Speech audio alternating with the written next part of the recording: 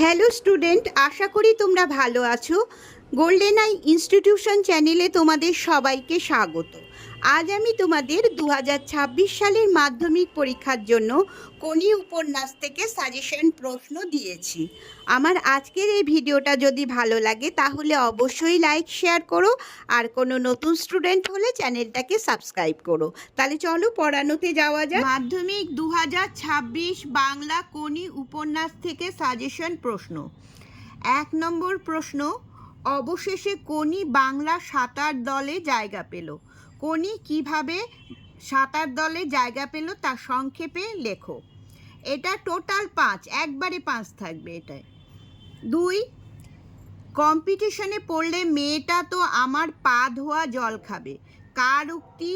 কোন প্রসঙ্গে এই উক্তিটি বক্তার কোন মনোভাব ফুটে উঠেছে? তোমরা তো জানো যে 3টে প্রশ্ন থাকবে কোনি থেকে, তার থেকে 2টো প্রশ্ন লিখতে হবে, মানে টোটাল 10 নম্বর থাকে। 3 নম্বর, এটা বুকের মধ্যে পুষে রাখুন। খুব ইম্পর্টেন্ট লাইন এবারের জন্য। কে কি পুষে রাখার কথা বলেছে, কি কারণে এই পুষে রাখা? দেখো এখানে নম্বরটা ভাগ হয়ে গেছে। 2, প্রথম প্রশ্নের জন্য 2, দ্বিতীয় প্রশ্নের জন্য 3। 4 নম্বর দিয়েছি, তোর আসল লজ্জা জলে গর্বও জলে। বক্তা কে? বক্তা কার উদ্দেশ্যে এই কথা বলেছেন? বক্তার এইরূপ মন্তব্যের কারণ কি? এখানেও 1 যোগ 1 যোগ 3 এরকম বিন্যাস। 5, ওইটাই তো আমি রে, যন্ত্রণাটাই তো আমি। বক্তা কে? উক্তিটির তাৎপর্য বিশ্লেষণ করো। 6, আমার বিরুদ্ধে চার্জগুলি স্পষ্ট করে চিঠিতে বলা নেই। কে কোন প্রসঙ্গে এই মন্তব্য করেন? বক্তার বিরুদ্ধে চার্জগুলি কি কি ছিল? এই প্রশ্নটাই আবার এভাবেও আসতে পারে। এখানে উল্লেখ করে দিয়েছে ক্ষিতীশ বাবুর বিরুদ্ধে ওঠা বিভিন্ন অভিযোগগুলি কি কি ছিল, এই অভিযোগের জবাব তিনি কিভাবে দিয়েছিলেন। 8 নম্বর প্রশ্ন, ফাইট কোনি ফাইট। সাধারণ মেয়ে থেকে চ্যাম্পিয়ন হয়ে উঠতে গিয়ে কোনিকে কি ধরনের ফাইট করতে হয়েছিল তা নিজের ভাষায় লেখো। এটাও একবারে 5, এটার কোনো ভাগ নেই। 8 নম্বর প্রশ্ন দিয়েছি, কোনি উপন্যাসের কাহিনী অবলম্বনে স্বামীর যোগ্য সহধর্মিণী রূপে লীলাবতীর পরিচয় দাও। এটাও পুরো 5, কিন্তু লীলাবতীর চরিত্রে বিভিন্ন পয়েন্ট তোমরা দিয়ে এটা লিখবে। 9 নম্বর, খিদ্দা এবার আমরা কি খাবো? বক্তাকে উদ্দিষ্ট ব্যক্তি কিভাবে তাদের সাহায্য করেছেন। এখানেও নম্বর ভাগ করা আছে 1 যোগ 4। 10 নম্বর প্রশ্ন, হঠাৎ তার চোখে ভেসে উঠল সত্য সংখ্যাটা। কখন এমন ঘটেছিল? আর তারপর প্রশ্নটা হচ্ছে, সত্য সংখ্যাটি কোনির কাছে তাৎপর্যপূর্ণ হয়েছিল কেন? 2 যোগ 3। এক্সট্রা প্রশ্নের মধ্যে 1 নম্বরে দিয়েছি, গ্রে স্ট্রিটের ট্রাম লাইন ঘেঁষে একফালি ঘরে দোকানটি। দোকানটির নাম কি? দোকানটি সম্পর্কে কি জানা যায়? দেখো এটা লাইনটা কিন্তু অন্য, কিন্তু এই প্রশ্নটারই তোমরা অনেকবার পড়েছো হয়তো, যে 4 বছরের মধ্যে প্রজাপতি ডানা মেলে দিয়েছে। প্রজাপতি কি, সে কিভাবে ডানা মেলেছে, একটা প্রশ্ন ছিল না? সেই প্রশ্নটারই ওই লাইনটা না তুলে এই লাইনটা তুলে দিয়েছে। এটা একটু নতুন লাইন। দেখো সেটা হচ্ছে, এটা হচ্ছে ওই যে সেই লিখবে যে ক্ষিতীশ বাবুর একটা টেলারিংয়ের দোকান ছিল এই গ্রে স্ট্রিটের ট্রাম লাইনের ধারে। প্রথমে সিনহা টেলারিং ছিল, তারপরে লীলাবতী 4 বছরের চেষ্টায় ওই দোকানটা খুব নাম করে, সেই দোকানটার নাম দিয়েছিল লীলাবতী প্রজাপতি। এই সমস্ত কিন্তু ঘটনাটা লিখতে হবে, তবেই 4 নম্বর পাওয়া যাবে। এটাই ধরো 1 থাকবে আর এটাই 4 থাকবে। ঠিক আছে, সুন্দর করে ওই জায়গাটা পড়ে রাখবে, তাহলে তোমরা 2টো প্রশ্নই পারবে, যেভাবেই দিই পারবে। 2, খাওয়ার আমার লোভ নেই, ডায়েটিং করি। বক্তাকে তার ডায়েটিংয়ের পরিচয় দাও। 3 নম্বর দিয়েছি, কোনির পারিবারিক জীবনের পরিচয় দাও। দেখো এটা সেই 2017 সালে এসেছিল। খুব ইম্পর্টেন্ট প্রশ্ন এবারের জন্য এটা। 4, খিদ্দা কিভাবে কনির জীবনে প্রেরণা হিসাবে কাজ করেছিল সে সম্পর্কে আলোচনা করো। আর 5 হচ্ছে কনি উপন্যাসের কেন্দ্রীয় চরিত্র কনির চরিত্র সংক্ষেপে বিশ্লেষণ করো। এটা খুব বড় প্রশ্ন এবং বিভিন্ন পয়েন্ট হতে পারে, সেই জন্য এই প্রশ্নটা আসলে তোমরা যদি বাকি দুটো প্রশ্ন পারো সেই দুটো লিখবে। হ্যাঁ, এটা এড়িয়ে যাওয়ার চেষ্টা করবে, কিন্তু না যদি না কমন পাও এটা তখন তো লিখতেই হবে। সেই জন্য আমি ভেবেছি যে এটাকে পয়েন্ট করে করে লিখে তোমরা প্র্যাকটিস করে রাখো, তাহলে ভালো, অনেক প্রশ্নই পারবে। আর 6 নম্বর দেখো, একটা নতুন লাইন দিয়েছি, এটা এবারের জন্য ইম্পর্টেন্টই মনে হয়েছে আমার। চিৎকারটা হতাশায় ভেঙে পড়ল। কার চিৎকারের কথা বলা হয়েছে? যে চিৎকার করছিল তার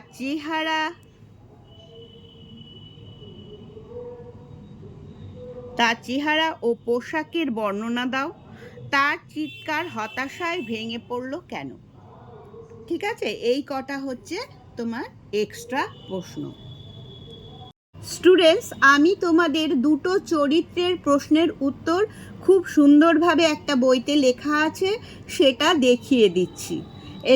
এই প্রথমটা হচ্ছে, এটা হচ্ছে তোমাদের সাজেশনের 8 নম্বর প্রশ্ন, ওই লীলাবতীর চরিত্র। সেটা দেখো কিভাবে লিখবে। প্রথমে এইটুকু ভূমিকা লিখবে, তারপরের পয়েন্ট দেবে বুদ্ধিমতী ও কর্মোদ্যোগী। তোমরা এই ভিডিওটাকে স্টপ করে করে এই জায়গাটা লিখে নেবে প্রশ্নগুলো খাতায়। তারপরের পয়েন্টটা দেবে স্বামী ভক্তি পরায়ণা, এগুলো লিখবে যা লেখা আছে। তারপরে দেবে স্বামীর প্রতি বিশ্বাস। তারপরের পয়েন্টটা দেবে আপাত কঠোর কিন্তু সহানুভূতিশীল। আর তারপরে এই জায়গাটার থেকে উপসংহার বলে একটা পয়েন্ট দেবে, দিয়ে এই বাকিটুকু লিখবে। তোমরা দেখো সুন্দর করে লিখে নিও। আরেকবার ভালো করে দেখিয়ে দিচ্ছি।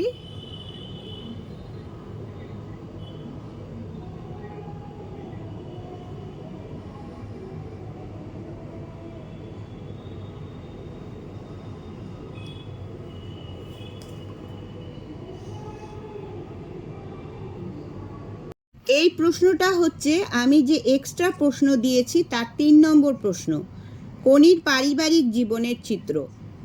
এটা দেখো একটানা উত্তরটা একটানা লিখেছে, কিন্তু তোমরা খাতায় যখন লিখবে পয়েন্ট করে করে লিখবে। প্রথমে হচ্ছে ভূমিকা, মতি নন্দীর কনি উপন্যাসের কেন্দ্রীয় চরিত্র কনি ওরফে কনক চাপা পাল। সে শ্যামপুকুর বস্তির বাসিন্দা, 7 ভাই বোনের বিরাট সংসার। এইগুলো সমস্ত এগুলো ভূমিকার মধ্যে লিখবে, লিখে এই অবধি লিখবে। তার 2 বোন আর একটি ভাই আছে, এই আছে অবধি লিখবে। তারপরের পয়েন্টটা দেবে হচ্ছে কনির মানে পারিবারিক আয়টা কী ছিল। হ্যাঁ, পারিবারিক আর্থিক অবস্থা, এটা হচ্ছে পরিবারের, এখান থেকে শুরু করবে। পরিবারের একমাত্র আয়ক্ষম ও বড় হিসাবে কনির দাদা কমলের উপর সংসারের সম্পূর্ণ দায়িত্ব। হ্যাঁ, এইটার থেকে শুরু করবে, এই লাইনটার থেকে দিয়ে একদম লাস্টে চলে যাবে এই লাইনটা অবধি।